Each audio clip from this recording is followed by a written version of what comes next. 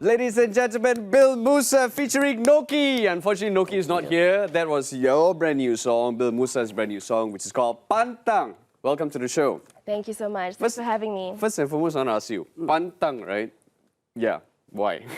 Why? Okay. So, pantang means, the full sentence, which is pantang dicabar, means like, Yeah, nobody... I cannot be challenged. Okay. For me, it's like the song came out at a really good time in my life, which is, I've been fighting through the music industry. So I feel like whatever it throws at me, whatever challenges it throws at me, I will persevere. That is so awesome, right? I love the attitude. Pantang dicabar, jangan cabar Bill Musa, ladies and gentlemen. I want to know more about the song because I know, Bill, you are not just a singer, you compose as well. Do you have something to do with this song, so? I mean, in terms of composing, did you write it? Okay, so that's a really good question because this is the first song that I did not write. Like ever. Because all of this, during all of this time, I wrote all of my songs. So this is the first one that we got from another composer and producer. But I love the idea of it because she's a female and this song is about, for me personally, it's about female empowerment. So I really love the fact that it was written and produced by a female, which is Hanis Rafi. She's a producer from World Peace Entertainment. Yeah. Right. If you check out the video, right, of Pantang, right, you see Bill Musa like fighting around, going around fighting and all that kind of stuff. I tried to actually understand what does it actually mean. So now you just mentioned it's like fighting your way through the industry and making sure that you come out tops. As you can see right now, the music video, yeah, you're actually singing right now, but hopefully, yeah, there you go. That's the fighting part of you, right? So yeah. So how did you actually come up with this concept of actually showing that you're physically involved with the challenges surrounding you? Well, actually, my team came up with this concept. So I had the idea of doing, because I really like Rosalia, the artist. So I really like her videos and how it's like very aesthetically pleasing, but also like very edgy and cool. I wanted that. And they were like, you know what, why don't you do fighting scenes in your music video? And they were like, oh, can you ride a bike? And I was like, oh my God, I can ride a bike? You should have. Oh my God, I it'd be mean, so I good. did in the beginning of the music video, but is it me on the bike? I don't know. But yeah, it was really fun. Like, I really liked the concept that they proposed to me, which was the fighting concept. And because I do learn Muay Thai, so I thought it would be very fun to do that. And I've always, I'm not an actress by profession, but I've always wanted to do fighting scenes in a film or whatever. So this was my chance to do that. There you go. Because you know what, Nabil? You started writing music at the early age of 14, if I'm not mistaken, right? Or 6, 7 or 14. You actually had your first song. You wrote your first song. So everything started off back then when you had that small little interest. So maybe, who knows? Maybe one day you'll be an actress. One day you can actually be a person. Yeah. So go ahead and try it, Bill Musa. Yes, that is definitely just putting it out there into the world, manifesting. Just throwing it out there. Acting is definitely something that I want to go into. So, anyone call me? Please call up. What are you waiting for? You're standing beside an actor, right? Yes, he I is an do. actor. Yeah, exactly. Nabil. Yeah. Well, I'll share you some tips after Yes, this. No, I would love that. Okay, Bill, as mentioned by Brandon, you've been doing this since early on. But which part is the most fun part for you? Because I know that you compose, I know that you sing, you perform, and now you're doing a bit of acting also. But which is your favorite thing to do out of all these things?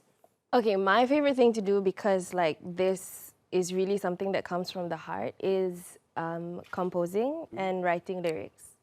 So for me, that's my favorite thing ever because I'm not the kind of person who is very expressive with my feelings. So I express it through music, and it's great because whenever you feel super angry or super sad or super happy, just write a song.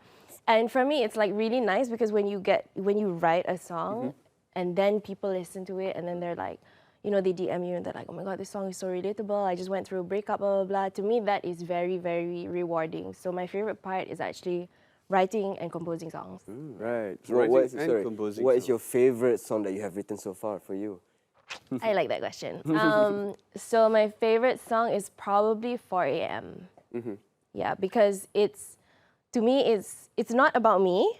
It's about a friend that I had, but to me, it's very, very honest, and it's sad, but it sounds happy. It's like all these feelings mixed up in one, and so many people have said to me that it was so relatable and it helped them go through their breakup and stuff. So, yeah, and I just like the way in which I wrote the song, because usually I write while I'm composing, but this one I did the lyrics first. So I was talking to my friend on the phone, he was complaining about his relationship, blah, blah, blah. I was just writing it down in a notepad, and then lepas tu baru I took my guitar and like just composed something. So I really love the process of composing that song. Hopefully- And I love how it turned out, yeah. Hopefully one day you make a music right here as well, as we speak to you right here on Fresh Brew. Who knows, right? Who knows? Who knows? Yeah, I might, yeah. So who do you look up to in the industry when it comes to music, etc.? Someone I look up to actually right now is Aina Abdul.